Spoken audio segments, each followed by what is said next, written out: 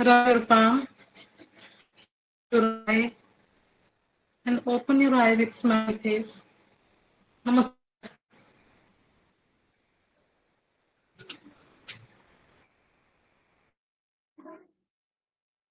जी हो गया।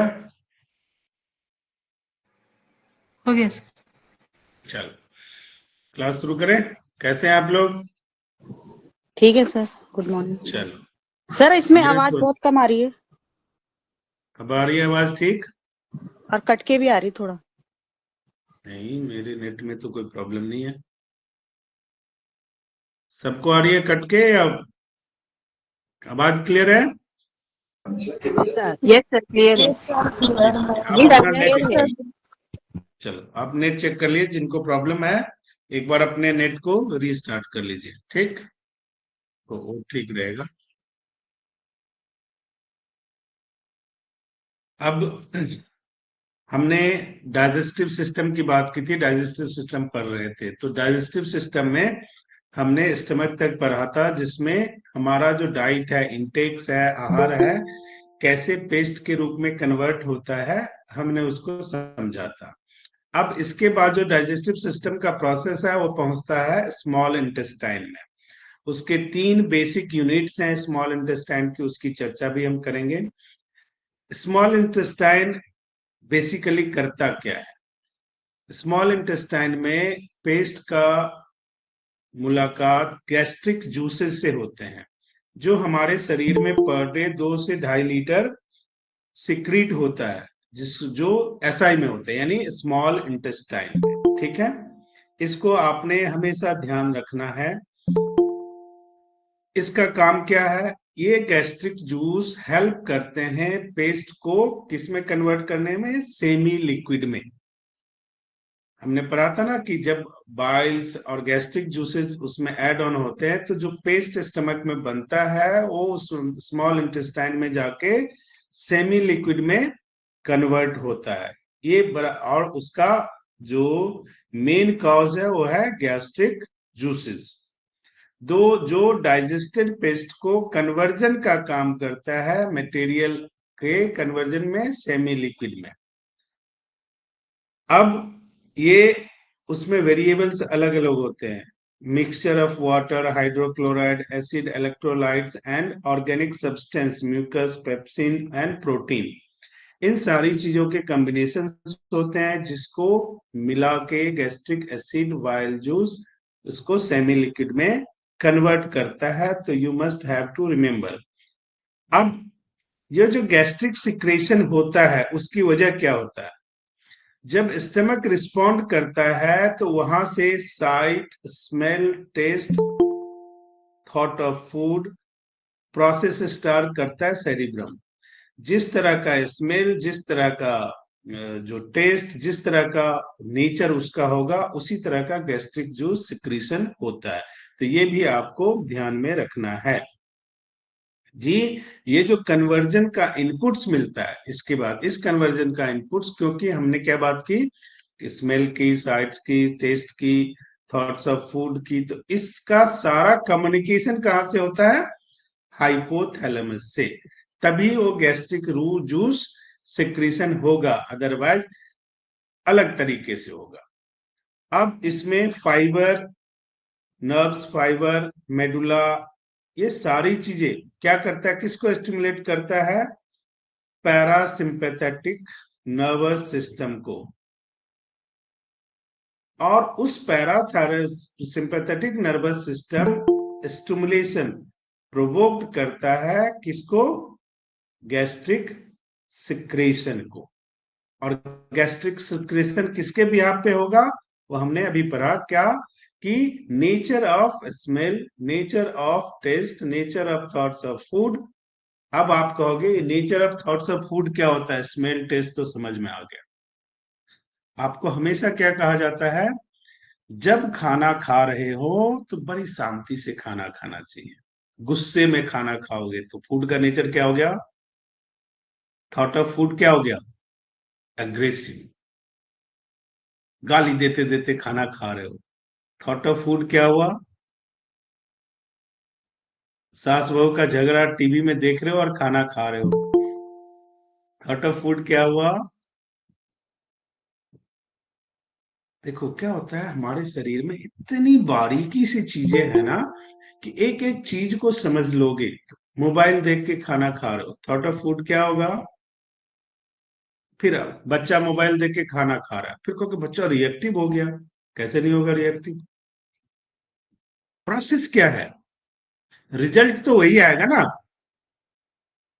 कपड़ा धो के धूप में डालोगे तो कपड़ा सूखेगा या गीला होगा? ऑब्वियसली सूखेगा ना। और कपड़ा धो दिया और धूप ना निकले तो क्या होगा? कपड़ा सूखेगा क्या? यही थॉट ऑफ फूड होता है।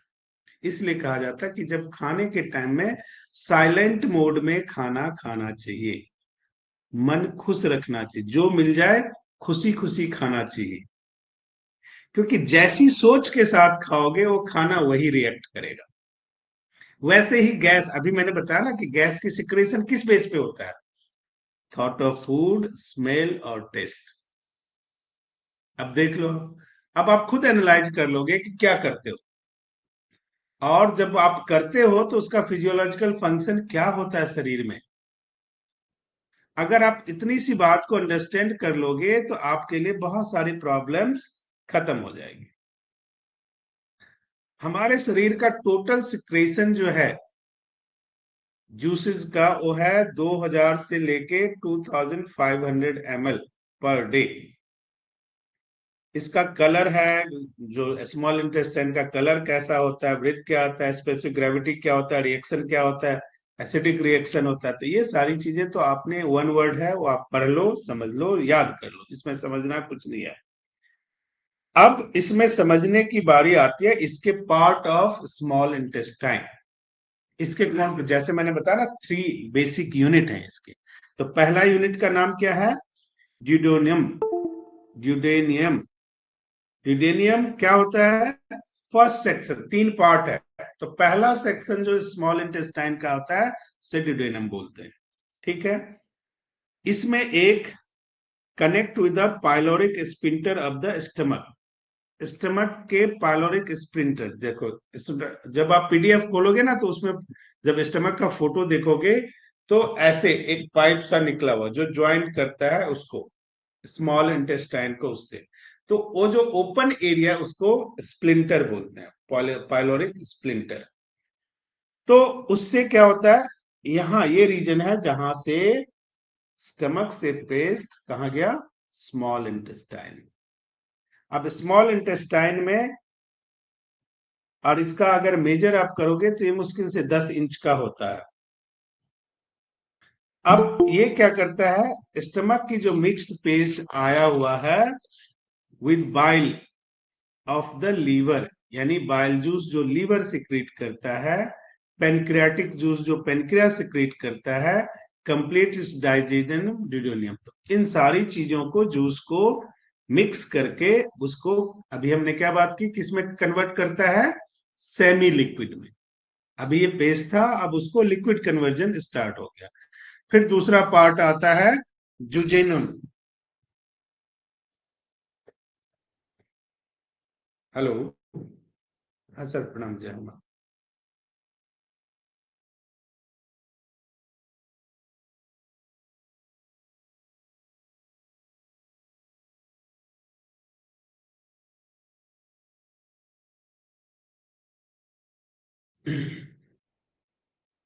तो दूसरा है जेजुनम।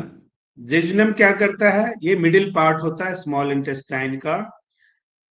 अब ये क्या, न्यूट्रिशन को एब्जॉर्प्शन का प्रोसेस स्टार्ट करता है। अभी हमने बोला था ना कि ब्लड में मिक्स होता है। तो ये second part of the small, जब हम पहले ही शॉर्ट में पढ़ा था कि हम खाना खाते हैं, फिर वो माउथ से टिथ का काम होता है, स्लाइवर ग्लैंड, स्लाइवरी ग्लैंड का काम होता है, इसोफेगस से स्टमक में आता है, स्टमक में पेस्ट बनता है। फिर हमने स्मॉल ब्रीफ में क्या पढ़ा था कि स्मॉल इंटेस्टाइन में एब्जॉर्प्शन का प्रोसेस होता है, पढ़ा था ना पहले भी। तो यहां से न्यूट्रिशन के एब्जॉर्प्शन का प्रोसेस शुरू होता है। और इसकी लेंथ अगर मेजर करोगे जेजुनम का तो 3 फीट का होता है। तीसरा होता है इलियम। ये final section of small intestine है। अब यहां से दो चीजें होंगी, एब्जॉर्प्शन का प्रोसेस के साथ whatever material is except excretion के लिए है वो ट्रांसफर होगा कहां पे, लार्ज इंटेस्टाइन। अब यहां से लार्ज इंटेस्टाइन का प्रोसेस शुरू हो जाएगा। अब स्मॉल इंटेस्टाइन, ये तो तीन इसके सेक्शन पार्ट थे, तीनों के फंक्शन अलग अलग थे जो आपको बताया। अब स्मॉल इंटेस्टाइन का अगर हम शॉर्ट में देखें तो ये 4 लेयर है, mucus form of inner layer है, उसमें जो टिश्यूज यूज होते हैं उसको एपिथेलियल बोलते हैं। ये स्पेशलाइज्ड टिश्यूज होता है जिसका काम क्या होता है, एब्जॉर्प्शन ऑफ न्यूट्रिशन, न्यूट्रिशन को एब्जॉर्ब करने का काम होता है। तो इस तरह से इसके वेरिएशंस दिए हुए हैं, वो एक बार पढ़ लो, पॉइंट्स में याद करना है। मेजर जो स्मॉल इंटेस्टाइन में आपको याद रखना है वो तीन चीजें याद रखना है। तीन पार्ट हैं इसके स्पेसिफिक, ड्यूडेनियम, जेजुनम और इलियम। तीनों का पार्ट अलग अलग काम होता है। पहले पार्ट का काम होता है सेमी लिक्विड में कन्वर्जन, दूसरे पार्ट का काम होता है सेमी लिक्विड का एब्जॉर्प्शन। व्हाट एब्जॉर्प्शन, वो होता है न्यूट्रिशन का, एंजाइम्स का, तो वो वहां से ब्लड में आता है। और तीसरे पार्ट का होता है उस एब्जॉर्प्शन के साथ एक्सक्रीशन के लिए जो मटेरियल है उसको लार्ज इंटेस्टाइन में सेंड करना। ये आपको बेसिक याद रखना है। अब यहां समझने की क्या बात है कि अगर स्मॉल इंटेस्टाइन में प्रॉब्लम हो जाए तो स्मॉल इंटेस्टाइन में प्रॉब्लम होने का क्या मतलब होगा। अभी हमने आपने पढ़ लिया कि स्मॉल इंटेस्टाइन इतना इंपॉर्टेंट वर्क करता है, और अगर वो डिस्टर्ब हो जाए, व्हाट हैपन, क्या कराया, पानी में गए। क्यों, खाना खाया, उसको पचाया, पेस्ट फॉर्म बनाया, एब्जॉर्प्शन के लिए लाया, और वही खराब है, हो गया सारा काम खराब। अब अगर एसआई में प्रॉब्लम है, अगर एसआई में प्रॉब्लम होगा, एसआई में प्रॉब्लम होगा तो आपके लिए बहुत ही मुश्किलें आने वाली है। तो उस मुश्किलों से बचने के लिए बेहतर है कि एसआई में प्रॉब्लम ना होने दो। एसआई में नई प्रॉब्लम होने का मतलब क्या है, स्टमक में पेस्ट कन्वर्जन होना चाहिए। अगर स्टमक में पेस्ट कन्वर्जन नहीं होगा तो क्या होगा, डिफर्मेंटेशन होगा। डिफर्मेंटेशन होगा तो स्मॉल इंटेस्टाइन का कैरेक्टर क्या है, अभी हमने पढ़ा है, एसिडिक। अब एसिडिक कैरेक्टर को अगर आप एसिड दोगे तो क्या करेगा, वो एसिडिक कैरेक्टर है आपके पेस्ट को सेमी लिक्विड में कन्वर्ट करने के लिए, क्योंकि गैस्ट्रिक जूस सारे वहां सिक्रीट होते हैं तो एसिडिक होते हैं, तभी तो कन्वर्जन होगा। अब उस एसिडिक जूस को पेस्ट नहीं मिल रहा है, डिफर्मेशन के साथ एसिड मिल रहा है, तो क्या होगा, हीट बढ़ जाएगा, वो रिएक्ट करेगा, फिर आपके पेट में दर्द शुरू हो जाएगा। इस तरह से जो सीन बनता है ना, हम कहते हैं ना ये हमने तो कुछ नहीं किया, तो किसने किया, कोई भूत आ गया हमारे शरीर में, ऐसा नहीं होता। जो करते हैं हम खुद करते हैं। मैं हमेशा क्लास में आज भी आपको बता रहा हूं, आपके शरीर में दो इंपॉर्टेंट चीज है। पहला हार्मोन्स, वैसे तो सारी चीजें इंपॉर्टेंट है लेकिन हार्मोन्स और एंजाइम। हार्मोन्स आपका बनता है, बिगड़ता है आपके विचारों से, और एंजाइम आपका बनता बिगड़ता है आपके डाइट से, आपके आहार से। गलत आहार क्या करेगा, एंजाइम को गलत बनाएगा, गलत विचार आपके हार्मोन्स को गलत बनाएगा, तो सिक्रीशन ही गलत चीज होगी, और सिक्रीशन गलत चीज होगी तो उसका रिजल्ट भी गलत ही आएगा। इसलिए खाना खाओ, पानी पियो, खाना खाओ जान के, पानी पियो छान के। अगर मन स्थिर करके खाना नहीं खाया तो वो खाना आपके लिए बेकार है। इसलिए खाना नीचे बैठ के खाना है। पद्मासन में, पद्मासन करते हो आप लोग, सुखासन करते हो? खाना हमेशा सुखासन में बैठ के खाना चाहिए, तभी तो सुख की अनुभूति होगी, जठराग्नि की अग्नि तेज होगी। नहीं होगी तो पेस्ट नहीं बनेगा, डिफरमेंट होगा। डिफरमेंट होगा तो ऑलरेडी एसिडिक नेचर का एसआई इन्वेट कर रहा है, उसको एसिड मिलेगा तो आपको प्रॉब्लम शुरू हो गई। तो इसको आपने ध्यान रखना है। इस तरह से आपको खाने खाने में दिक्कत आएगी। और एसिडिक, अगर किसी को भी एसआई में प्रॉब्लम हो तो ये क्या होता है, एसिडिक। एसिड को शांत करने के लिए क्या चाहिए, ठंडी तासीर की मिनरल्स, और सबसे बेहतर है, लिख लो, एस गार्ड का जूस, उसी से ठीक हो जाएगा। ठीक है जी। तो अब जब आप जाके पढ़ोगे इसको तो उसके स्मॉल इंटेस्टाइन के फंक्शन में जाओगे तो कहीं पढ़ने को मिल जाएगा कि भाई ये जो कार्बोहाइड्रेट प्रोटीन को एब्जॉर्ब करता है ड्यूडेनम रिस्पेक्ट में, तो वो हमने सारी बातें कह दी आपको कि पेस्ट जिस रूप में होता है प्रोटीन की हो सकता है, वो कार्बोहाइड्रेट, ज्यादातर हम कार्ब्स प्रोटीन ही खाते हैं। अगर आप एनालाइज करोगे तो आपके भोजन में ज्यादातर कार्ब्स और प्रोटीन, कार्बोहाइड्रेट और प्रोटीन होते हैं, और उसका डाइजेशन का काम, सेमी लिक्विड बनाने का काम इसी से होता है। विटामिन बी, आजकल विटामिन B12, बी फैमिली की कमी बहुत सारे होने लगा है। इसके एब्जॉर्प्शन का काम इलियम का है। तो देख लो आपके स्मॉल इंटेस्टाइन कितना इंपॉर्टेंट है। उसके बाद आता है इलियम, जब अपना प्रोसेस करके उसको एलआई में भेजता है, यानी लार्ज इंटेस्टाइन में। तो लार्ज इंटेस्टाइन क्या होता है, इसी कॉलन का नाम सुना है, इसी को कॉलन भी कहा जाता है। Large intestine also called colon. Part of colon is the part of final stage of digestion. इसके बाद डाइजेशन का प्रोसेस खत्म होके एक्सक्रीशन का प्रोसेस शुरू हो जाता है, हो एनएस और एनल कैनाल के थ्रू होता है। तो लार्ज इंटेस्टाइन पहला हमने क्या, लार्ज इंटेस्टाइन, इसको हम कॉलन भी कहते हैं, ये फाइनल स्टेज होता है डाइजेशन का। ये लार्ज ट्यूब होता है, किस लिए, वेस्ट को बॉडी से बाहर निकालने के लिए। कॉलन की लंबाई 6 फीट होती है, यानी 1.8 मीटर लंबा होता है। ये जस्ट, हेलो, हाँ हाँ भाई,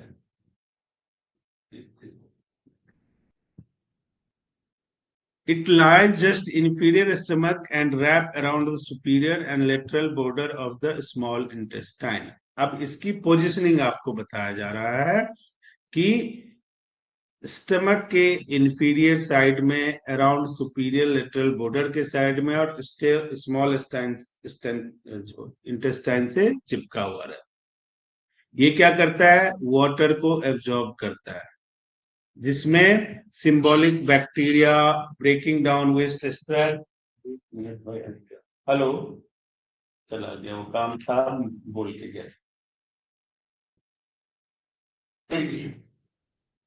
तो ये वह इसलिए कहते हैं कि पानी ज्यादा पीना चाहिए।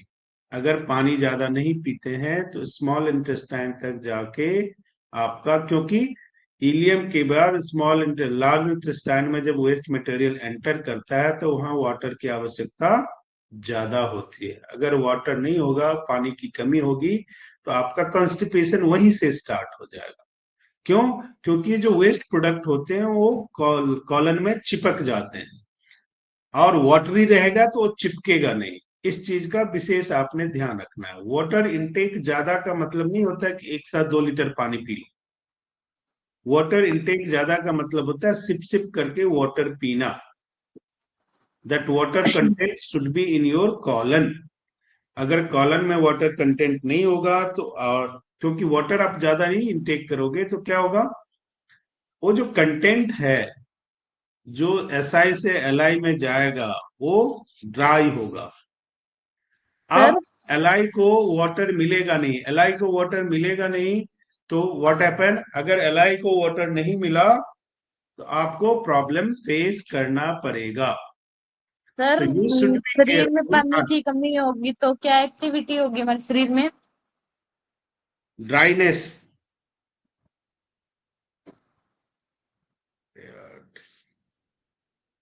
तो अगर इसी पे हुए इस पे हो जाएगा।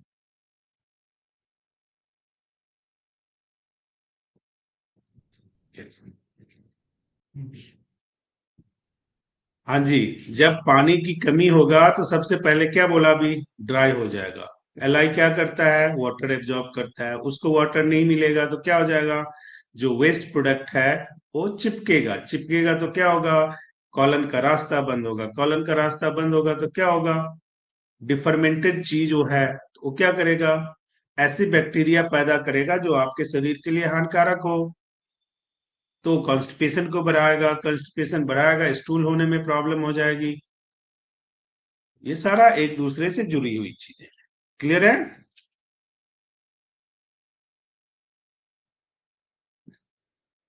अब जैसा हमने कहा कि LISI की जो टिश्यूज होते हैं इसको एपिथेलियल टिश्यूज बोलते हैं। म्यूकोसा, लार्ज इंटेस्टाइन जो है स्मूथ होता है, बिल्कुल सॉफ्ट होता है। अब एक बात मैंने कही थी कि इसमें एक पार्ट होता है उसको हम बोलते हैं विलेई, VILLI।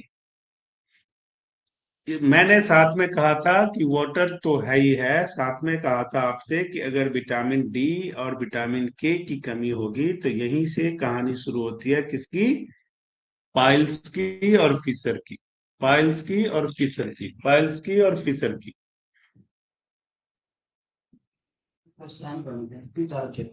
और एक बार हाँ जी हाँ जी, पूछो पूछो क्या पूछना है। एक बार बोल दीजिए। Vitamin D, vitamin 3। Vitamin D3, vitamin D3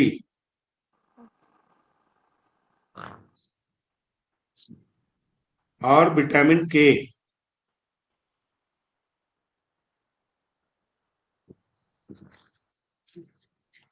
ठीक है जी, विटामिन D3 और विटामिन के। If you have a deficiency of vitamin D और विटामिन के, vitamin D3 specifically vitamin D3, तो देयर इज ए चांस, जबकि ज्यादा चांस बन जाता है कि आपके शरीर में हीट बढ़ जाएगा, आपका बॉडी टेम्परेचर बिगड़ेगा, आप वीकनेस फील करेंगे। फीवर नहीं है लेकिन पूरा शरीर आपका गर्म फील होगा। Day by day vitamin D3 की डेफिशिएंसी होती जाएगी, होती जाएगी। और अगर वो एक पैरामीटर से नीचे चला गया तो समटाइम्स इट्स हैपन कि आप चलते चलते ही गिर जाओगे। आप जब स्टूल पास करने जाओगे तो आपको हीट फील होगा, आप यूरिन करने जाओगे तो जलन फील होगा, बर्निंग सेंसेशन आएगा यूरिन में। These all are the indications कि आपके शरीर में वाटर कंटेंट की बहुत कमी है। So you should go for the water. लेकिन हम क्या करते हैं, अच्छा शरीर गर्म हो रहा है तो chilled cold drink P low, ठंडा हो जाएगा, है ना, या चिल्ड वाटर पी लो तो ठंडा हो जाएगा। तो बहुत अच्छा पियो, भगवान भरोसे सब कुछ रहेगा, कोई दिक्कत नहीं है। अब इसके 4 लेयर है, म्यूकोसा, सब म्यूकोसा, मस्कुलराइसिस लेयर और सिरोसिस लेयर। ये चारों लेयर आप पढ़ लेना। इनके सब अलग अलग टिश्यूज होते हैं। पहला है मुकोसा, उसके टिश्यूज का नाम एपिथेलियल टिश्यूज बोलते हैं। दूसरा है उसको हम बोलते हैं सब मुकोसा, और तीसरा है मस्कुलर लेयर आइरिस। ये सारे विसरल मसल्स इसमें होते हैं। कभी विसरल टेस्ट किसी ने करवाया? एक टेस्ट का नाम है मेडिकल में, विसरल टेस्ट होता है, कल्चर टेस्ट होता है। ये सब डीप स्टडी की बात है, अभी तो खैर आप ये समझ लो। तो आउटर मोस्ट पार्ट होता है जिसे सिरोसा बोलते हैं, वही कॉलन कहलाता है। ठीक है जी। फिर इसमें ब्लड सप्लाई के लिए अलग टिश्यूज और सेल्स होते हैं, उसका नाम अलग अलग है, वो नाम आप पढ़ लेना, उसमें कोई इशू नहीं है। फंक्शन ऑफ लार्ज इंटेस्टाइन, पहला रीएब्जॉर्प्शन, जो चीज एब्जॉर्ब कर लिया गया स्मॉल इंटेस्टाइन में, उसके अलावा अगर कुछ बचा तो लार्ज इंटेस्टाइन में एब्जॉर्ब होता है, उसी को रीएब्जॉर्प्शन बोलते हैं प्रोसेस। वो वाटर भी हो सकता है, मिनरल आयंस भी हो सकते हैं, सोडियम भी हो सकता है, क्लोराइड भी हो सकता है। So you have to go through that. Formation and temporary storage of faeces, maintaining resident population over 500 species, bacteria, bacterial fermentation और indigestion material, ये सारी चीजें यहाँ पे जमा होती है। इसलिए कहते हैं यहाँ पे कभी भी पानी का कमी नहीं होना चाहिए, क्योंकि अभी हम इसमें पढ़ रहे हैं कि more than 500 bacteria, bacterial fermentation और इंडाइजेबल मटेरियल्स, यानी वो मटेरियल्स जो आपको अपच का कारण होता है, वो वहां पे जमा रहता है, तो और डिफरमेंट होता है, तो उसको बाहर निकालना बहुत जरूरी होता है। इसलिए हम कहते हैं कि आपका मॉर्निंग में फ्रेश इजिली होना बहुत जरूरी है। ऐसा नहीं होगा तो जितना देर आप लोगे उतनी प्रॉब्लम क्रिएट होगी, और आपके शरीर में उतनी चीजें, उतनी नेगेटिव चीजें क्रिएट होगी, उससे आपकी प्रॉब्लम बढ़ती जाएगी। कई दफा डिफर्मेंटेशन ऐसा हो जाता है कि एनस के रास्ते में जो है ना पस बनने लगता है, वो और खतरनाक हो जाता है, क्योंकि उसकी सर्जरी करना बहुत मुश्किल काम है, और उसको एंटीबायोटिक से खत्म करना और भी मुश्किल काम है। तो इन सारी चीजों को आप अब जो एलआई से चीजें कन्वर्ट होके कहाँ पहुंचती है, रेक्टम में। रेक्टम क्या है? Rectum is a part of lower gastrointestinal tract. ये 8 इंच का ट्यूब होता है जिसका लेंथ 2.5 इंच का होता है। Diameter is widest point of the rectum, continuation of sigmoid colon and connects the anus. अब ये क्या करता है, रेक्टम और एनस, एनस और एलआई के बीच में जो पार्ट है उसको हम बोलते हैं रेक्टम। इसका काम क्या है, एलआई की चीज को एनस में पहुंचाना। मतलब सामान्य शब्द में आप समझो तो इसके शेप कैसे होते हैं वो सब आप पढ़ लेना। कॉलन को एनल कैनाल से ज्वाइंट करना, पेल्विक फ्लोर मसल्स के थ्रू पैसेज बना के इसको ज्वाइंट करना और एलआई की चीजों को एनल कैनाल तक पहुंचाना ताकि वो एक्सक्रीशन हो सके। ये सारा काम किसका है, रेक्टम का। इसको आप टेम्पररी स्टोरेज भी कह सकते हो। किसका स्टोरेज, वेस्ट प्रोडक्ट का, जिसे आप स्टूल बोलते हो, उसका टेम्पररी स्टेज। अगर यहां से नहीं जाएगा तो यहां भी इशू कर देगा, एनएस से नहीं जाएगा वहां भी इशू कर देगा। इसलिए बार बार मैं कह रहा हूं कि आपके शरीर में पानी की कमी किसी भी हालत में नहीं होना चाहिए।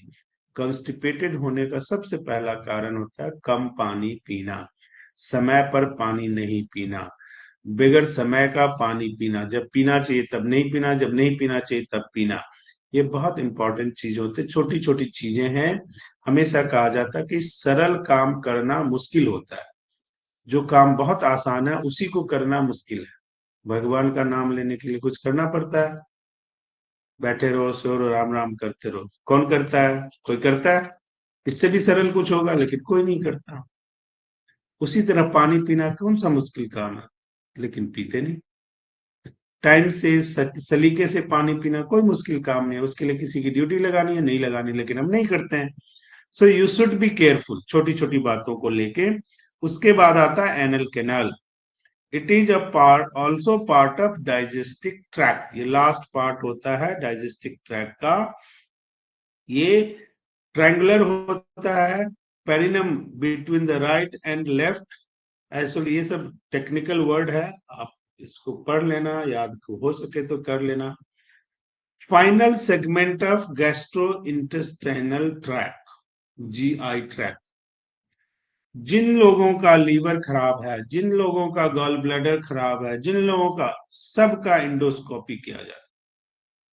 जैसे GI ट्रैक्ट में प्रॉब्लम हुई, तो ये एक ऐसा ट्रैक है जो आपके एक्सक्रीशन में बहुत इंपॉर्टेंट रोल प्ले करता है। इसमें अगर प्रॉब्लम होगी तो इन्फेक्शन दिन दोगुनी रात चौगुनी बढ़ने लगती है शरीर में, और इस ट्रैक से बाहर आ गया तो फिर संभालना बड़ा मुश्किल काम है। तो इसलिए आप सब से गुजारिश है कि आप सब अपनी अपनी चीजों का ध्यान रखें, समय पर खाएं, पानी का ध्यान रखें और भोजन का ध्यान रखें, क्योंकि मैंने बता दिया विचार और आहार दोनों इतने इंपॉर्टेंट चीजें हैं। विचार आपके शरीर का वैद्य है, आहार आपके शरीर का एंजाइम है। यानी भगवान ने ऑटोमेटिकली डॉक्टर दे रखा है जिसका नाम है हार्मोन्स। जैसा सोचोगे वैसा सिक्रीशन होगा और वैसा ही आप बिहेवियर करोगे। तो आपका बिहेवियर अच्छा, उसके लिए आपकी सोच का अच्छा होना बहुत जरूरी है। आपका एंजाइम अच्छा बने, इसके लिए आपका डाइट का अच्छा होना बहुत जरूरी है। रिक्वायरमेंट के अकॉर्डिंग होना बहुत जरूरी है। अगर आप इसका ध्यान नहीं रखोगे तो आपको प्रॉब्लम ही प्रॉब्लम फेस होगी। उसके बाद आता है लीवर का नंबर। अब लीवर को अगर आप देखोगे तो ये ट्रायंगुलर एसेसरी होता है ऑर्गन, बिल्कुल जैसे देखेगा त्रिकोण होता है, इसलिए इसे ट्रायंगुलर ऑर्गन बोला जाता है। ये digestive system located to right of the stomach, stomach के राइट साइड में होता है। Inferior diaphragm superior small intestine के सेंटर में होता है। इसका वजन 3 पाउंड होता है। सेकंड लार्जेस्ट बॉडी है, बॉडी में सेकंड लार्जेस्ट ऑर्गन है ये। Liver located upper right hand portion of the abdominal cavity beneath. ये सारे पोजीशंस के नाम हैं।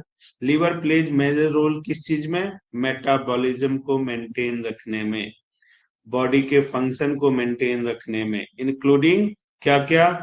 ग्लाइकोजन का storage, plasma, protein synthesis, detoxification, इन सब में लीवर का रोल बहुत इंपॉर्टेंट है। अगर आपके शरीर को डिटॉक्सिफिकेशन करना है तो आपके शरीर के लीवर का ठीक रहना बहुत जरूरी है। इसमें जो ब्लड वेसल्स यूज होते हैं उसको हम कहते हैं हेप्टिक आर्टरीज, आर्टरी। अब इनका कलर डार्क ब्राउन होता है। शेप मैंने बता दिया, ट्रायंगुलर होता है। वेट 3 पाउंड होता है।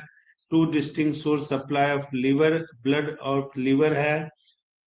Oxygenated blood flows from the hepatic artery, nutrients rich blood flows from the hepatic portal vein।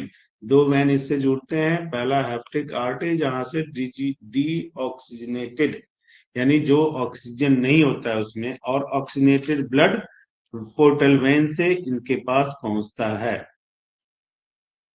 13% body blood liver hold करता है। लीवर कंसिस्ट 2 मेन लोब्स, इसमें 2 लोब्स होते हैं। Both lobes 8 segment consist 1000 lobules, small lobules. These lobules connected small duct tube and that connected large duct from the common hepatic duct. Common hepatic duct transport the bile made by the liver, cell, gallbladder, duodenum यानी large. अभी हमने पढ़ा कि जो liver से bile आता है किसके थ्रू आता है? गॉल ब्लैडर के थ्रू आता है। उसको पोर्टल करने के लिए कौन सा है? Hepatic portal vein. Lobes right left lobes होते हैं, ये एक दूसरे को गॉल ब्लैडर से सेपरेट करके जोड़ने का काम करते हैं। ये सारे टेक्निकल टर्म्स हैं जो आपको याद रखना। Major part function of the liver, वो आप पढ़ लेना। किसी को समझ में नहीं आए, जो इतने ये चीज इतने होते हैं, ये चीज इतने होते हैं, पॉइंट्स में लिखे हुए हैं, वो आप पढ़ लेना। नहीं समझ में आया आप पूछ लेना, मैं बता दूंगा। लीवर का पहला काम, लीवर क्यों ठीक रखना चाहिए? पहला काम क्या है? Regulate most chemical levels in the blood, excrete product called bile. जो एक्सक्रीट होता है उसको बाइल कहा जाता है। जितने भी एसिडिक ये जूस हैं वो सारे एक्सक्रीट होते हैं। अब हमें ये समझना है कि regulate liver chemical levels blood excrete करता है। अब केमिकल की बात आती है, पहले भी मैं बता चुका हूं, liver is the only organ in the world जो पर डे 1100 केमिकल हमारे शरीर में जनरेट करती है और शरीर की जरूरतों को पूरा करती है। इफ दैट 1100 केमिकल्स जनरेशन में रुकावट आएगी तो आपके शरीर के डिटॉक्सिफिकेशन में प्रॉब्लम आ जाएगी, और आपका शरीर डिटॉक्स नहीं होगा तो क्या होगा, आपका वेट बढ़ता जाएगा, आपका मेटाबॉलिक रेट स्लो होता जाएगा, और कुछ टाइम के बाद आप बीमार पड़ना शुरू हो जाएंगे। तो you should be careful. Waste product को आपके बॉडी से कैरी अवे करने में लीवर का बहुत इंपॉर्टेंट रोल होता है। All the blood leaving the stomach intestine passes through the liver. Liver process this blood break down balance and creates nutrients and also metabolize drug into forms of easier use rest body and then यही process जो अभी मैं बता रहा था कि per day 1100 chemical liver के द्वारा बनाया जाता है। यही केमिकल है जो स्मॉल इंटेस्टाइन को भेजा जाता है। उस स्मॉल इंटेस्टाइन इसी केमिकल्स के थ्रू क्या करता है, पेस्ट को सेमी लिक्विड में कन्वर्ट कर पाता था। अब ये देखो कि अगर ये लीवर खराब हो गया तो स्मॉल इंटेस्टाइन को मिलेगा क्या जूस? अगर वो जूस नहीं मिला तो क्या पेस्ट कन्वर्ट होगा लिक्विड में? अगर पेस्ट लिक्विड में कन्वर्ट नहीं होगा तो क्या होगा? डिफरमेंट होगा। डिफरमेंट होगा तो क्या होगा? इन्फेक्शन बढ़ेगा। ये सारी चीजें एक दूसरे से कोरिलेट करते हैं। regulation of blood, regulation of amino acid, blocks of protein, hemoglobin, इन सारे, लीवर को स्टोरेज ऑफ आयरन भी कहा जाता है।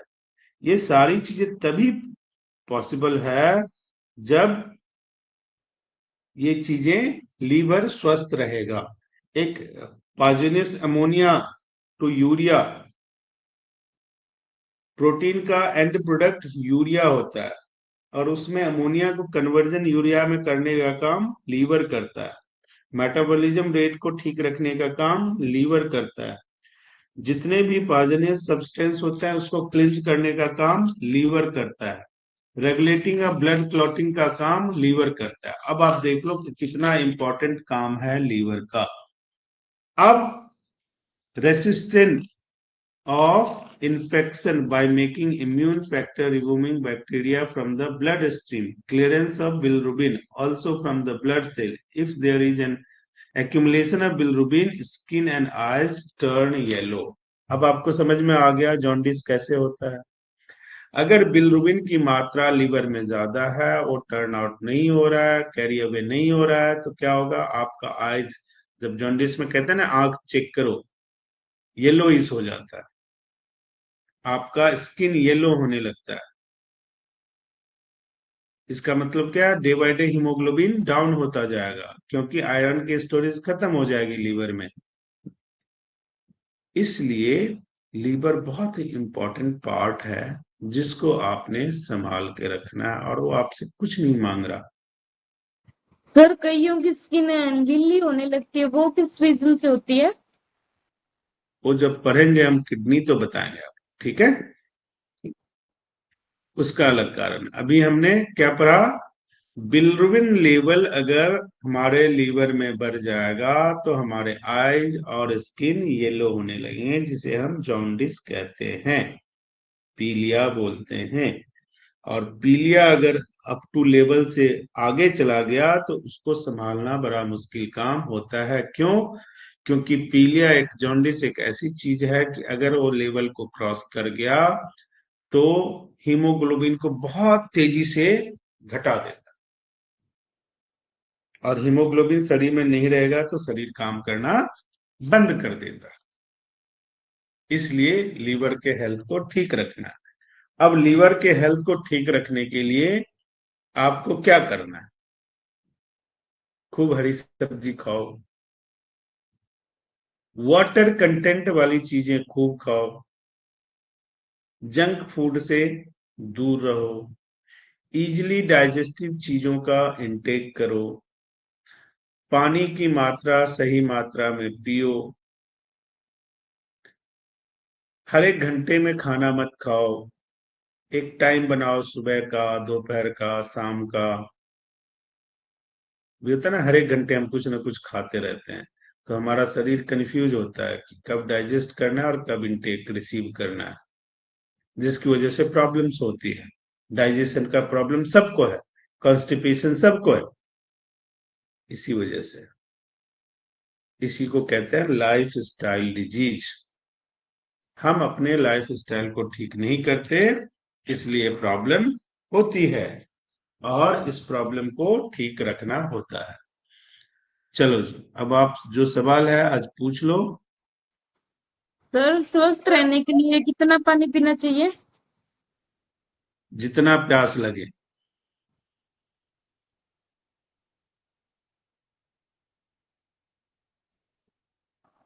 सर लिवर प्रॉब्लम से क्या क्या लक्षण आता है? अभी तो स्किन बताया सारा लक्षण।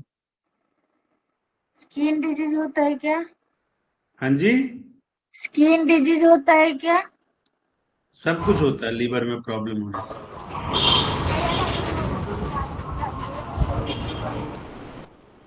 और पूछो।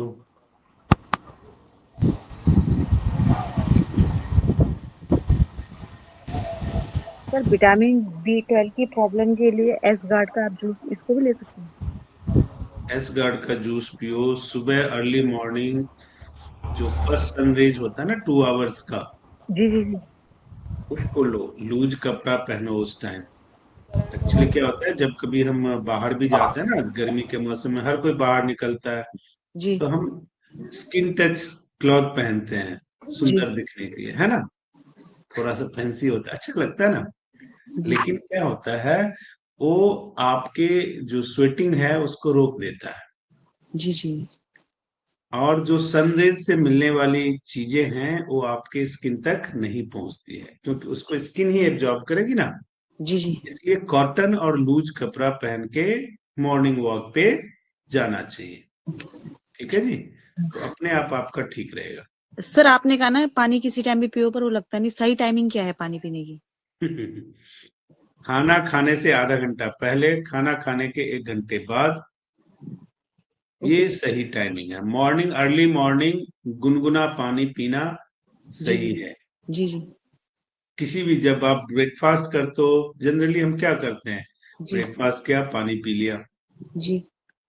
ना, ये सब काम को बंद करना पड़ेगा। इन बिट इसके अलावा जब भी बॉडी रिक्वायर्ड मांगता है तो पानी पियो। ओके। ये टाइमिंग तो रखना ही रखना है, चाहे रात को सोने से पहले 1 घंटे पहले या 2 घंटे पहले पानी जितना पीना पी लो, उसके बाद पानी मत पियो। Okay sir. आप रात को बिस्तर पे सोने जा रहे हो फिर भी 2 गिलास पानी पियोगे तो प्रॉपर नींद नहीं आएगी, जी जी क्योंकि यूरिन आएगा, तो फिर हो गया सारा, मतलब सिस्टम डिस्टर्ब हो गया ना। जी जी तो ये सारी चीजें, एक मोटे तौर पे मोटी बात ध्यान रखना है कि खाना कभी भी खाओ, उससे आधे घंटे पहले भले ही पानी पी लो, कोई इशू नहीं है। खाना खाने के बाद इमरजेंसी होता है तो एक घूंट पानी पी लेना कोई अपराध नहीं होता है। लेकिन खाना खाया और खूब पानी पिया, ये गलत बात है। खाना क्लोज करने के बाद पानी पिया, वो गलत बात है।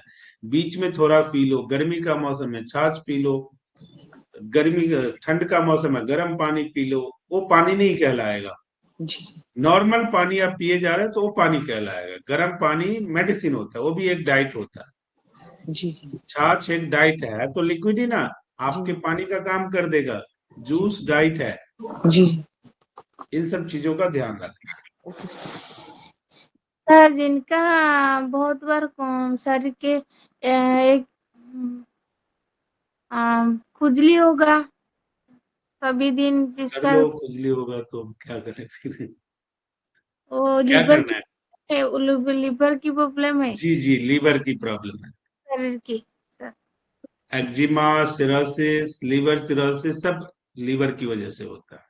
सर वो सुबह के टाइम बोलते हैं ना, कॉपर के मतलब लोटे से पानी पीने, उसका क्या फायदा होगा सर? अरे पानी तो पी लो पहले, कॉपर और तांबे बाद में कर लेना। यहाँ तो पानी नहीं पीते हो।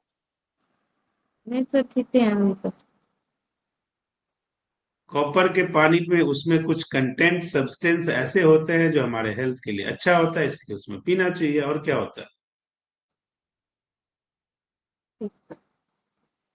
ऐसा है, देखो, जीवन को जितना कंफ्यूज करोगे ना, ये करना चाहिए।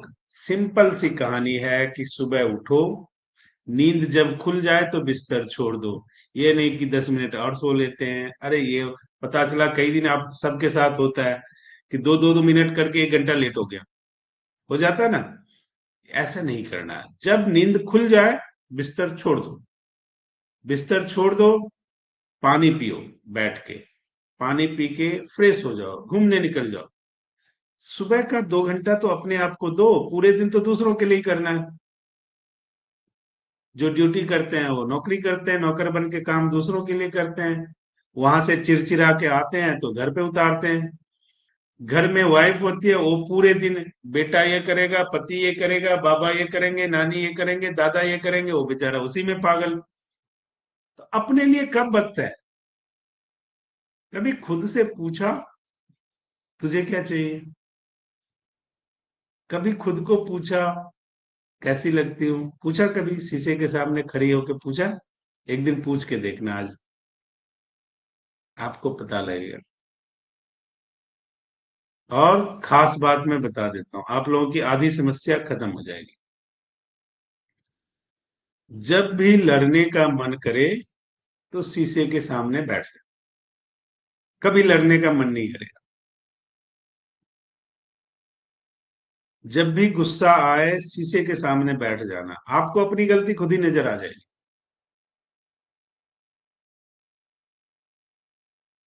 तो खुद का विश्लेषण करना है ना, खुद को ठीक करना है, तो एक आदत पालो।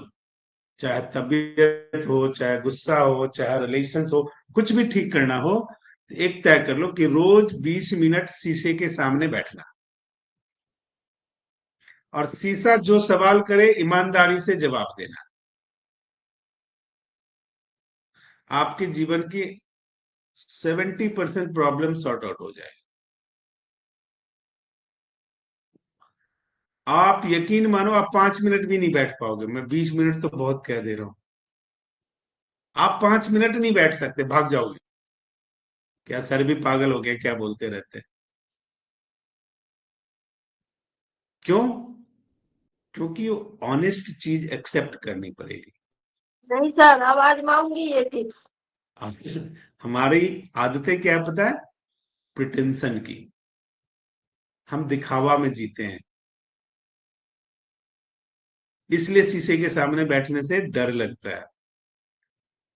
शीशे को खुश करने के लिए जब बाल बनाने होते हैं तो शीशे के सामने चले जाते हैं, तेरा भी काम है भाई। और कोई सवाल है जी? मैं तो ऐसे ही बोलता रहूंगा। सर, सुबह उठते ही गर्म पानी पीना चाहिए या कपर की पानी पीना चाहिए? आपको क्या अच्छा लगता है वही पी लो। दोनों। दोनों। तो दोनों, एक दिन गर्म पानी पी लो, एक दिन कॉपर का पी लो। ये हो तो सही। इसमें वैसे इतना तो क्या मैं परेशान होना? गर्म पानी पीती हूँ, इसीलिए पूछ लिया। तो आपका जो मन करे, पानी पी रहे हो ना, दैट्स गुड। इतनी टेक्निकल जीवन को मत बनाओ, ये करना चाहिए, ये नहीं करना चाहिए।